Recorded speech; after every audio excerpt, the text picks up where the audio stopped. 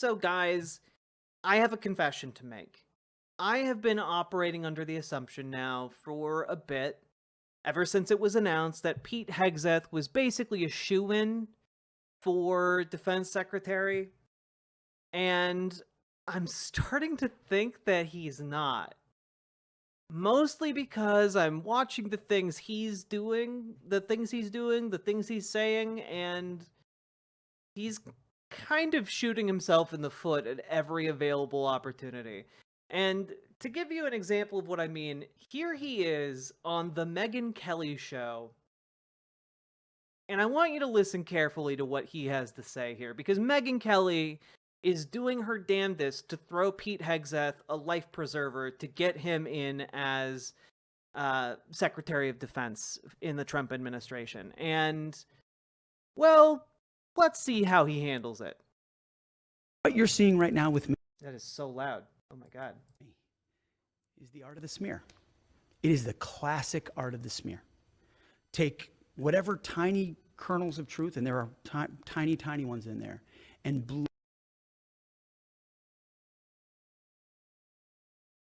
Which kernels of truth are those, Pete?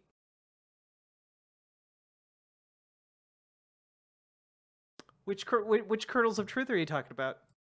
blow them up into a masquerade of a narrative about somebody that I am definitely not. And what they never quote, and we'll get into this too, are the legions of people from who I served with in combat, multiple tours, from the multiple veterans organizations that I very proudly ran, and I really want to get into that. Those veterans organizations, by the way, ousted him after sexual harassment claims, assault claims, being drunk on the job claims.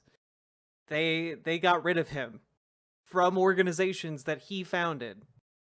And my time at Fox News, they never asked the people closest to me. No. They never asked the people who were involved directly. And when they do, and I've got a list right here of people, and Will Cain and my hosts at Fox News have come out, all the folks on Fox Friends have all come out and said, this is not Pete, and we've worked with Pete for 10 years. Multiple people at Fox News have talked about how he would routinely come to work drunk or hungover, and would sometimes even be on air drunk. Every single morning, every single day. They never ask those people. Yeah. And that's what a smear looks like. It's a couple anonymous. What you're seeing right now with me is the art of the smear. It is the classic art of the smear. Take whatever tiny kernels of truth, and there are tiny, tiny ones in there. You know, when someone invites you onto their show to help you play defense, one of the last things you should admit is that people are right in what they say about you.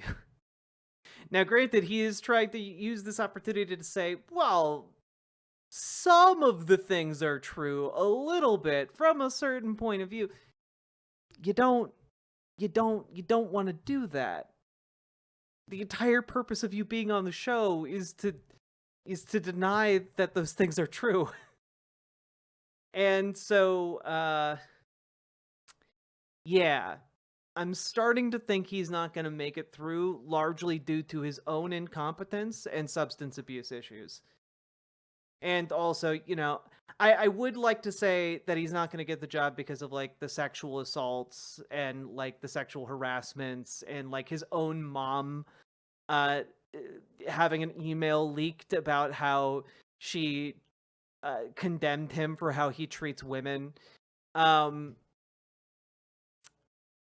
would like to say that would be a deal breaker, but let's be real. The Trump administration does not care about, like, men drugging and raping women. They don't care about that. They don't care about any facet of that. And so, you might say, well, wait, did Pete Hegseth do that? And I have to say, allegedly here, that he may have done that because he paid off a woman who alleged that he did that.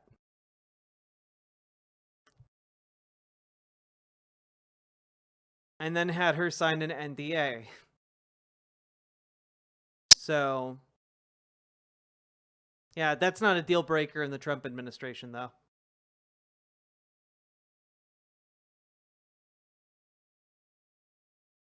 Yeah, that's a plus for MAGAs, true. But I do have to say, it's nice to have just a little bit of news that may indicate that the pure, unadulterated incompetence and unfitness of these candidates, of these appointees, may in fact torpedo their own chances of actually achieving the position that Trump wants to put them into. And that's going to be great.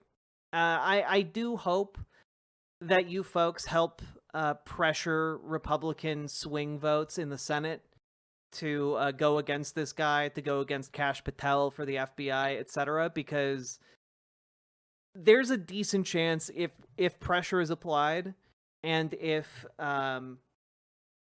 these people just keep shooting themselves in the foot, that they might not be appointed. I do think that is on the table. I don't think NDAs about someone committing crimes are enforceable. They are not, in fact, enforceable.